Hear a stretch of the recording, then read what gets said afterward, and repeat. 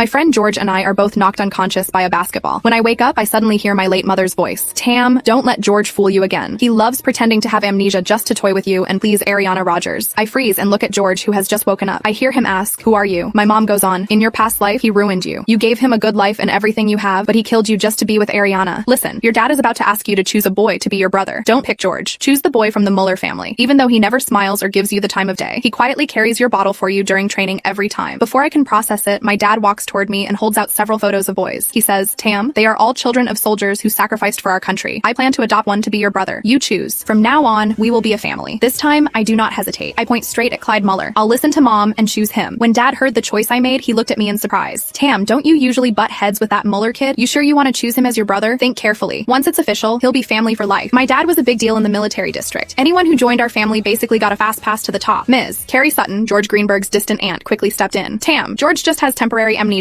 He doesn't remember you right now, but didn't you love playing with him? Why don't we wait a few days? Maybe his memory will come back. Mom scoffed loudly in my head. What nonsense. In your past life, that little girl from the Rogers family tore your favorite bow. You barely said anything, yet George locked you outside. You stood in the rain for so long you almost got sick. In the end, it was that Mueller boy who came looking for you with an umbrella. He kept saying, what a hassle, but still draped his coat over you. Hearing that, something in my chest tightened. I didn't understand why mom kept talking about the past life, but every word weighed on me, like something heavy was pressing against my chest. Besides, Ariana Rogers had always been the person George cared about most. They were always playing house together, and I was the one left out. Dad, I've decided. I want Clyde Mueller as my brother, I said firmly. Dad put the photos away and gently ruffled my hair. All right, I respect your choice. In 2 days, I'll host a dinner and make it official. Mom let out a long breath. That's more like it. My girl will grow up safe this time. After dad and the others left to talk, I changed into one of my dresses and went out for some air. The moment I opened the door, I saw 3 familiar figures standing in the hallway. They were the kids I always played with, and the ones dad had been considering adopting. George was there too. Clyde wasn't. Martin Wright grinned and came over. Tam, I heard you're picking a brother. So who is it? Trevor Flintstone cut in. Who else would it be? It's gotta be George. Everyone knows she clings to him. She always saves the good stuff for him first. George just glanced at me indifferently, acting all grown up. I really don't remember the past few years. I only remember playing with Ariana, but if the adults have decided, I'll take care of you. Mom let out a cold laugh. In the past life, that brat pretended to have amnesia and stuck to Ariana while enjoying everything you did for him. In the end, he left you heartbroken for the longest time. What a brat. I looked at George's indifferent expression. If mom hadn't warned me, I probably would have believed him again. In the past, I used to trust him so much. I really thought he liked being friends with me. I still remembered my birthday 3 years ago. He gathered all the kids around to sing the birthday song for me, his eyes shining as he said, Tam, I'll protect you forever. At that moment, I was so touched I nearly cried. From then on, I followed him everywhere. I never imagined he actually preferred playing with Ariana all along. He'd only been nice to me because of my dad. And now, he was just pretending to have amnesia so that he could openly say he liked being with Ariana while still agreeing to take care of me so that dad would adopt him. As if things were that simple. What a jerk. I held back from exposing him and thought that I would let him enjoy himself for 2 more days. Honestly, I really wanted to see the look on his face when he heard dad's announcement in person.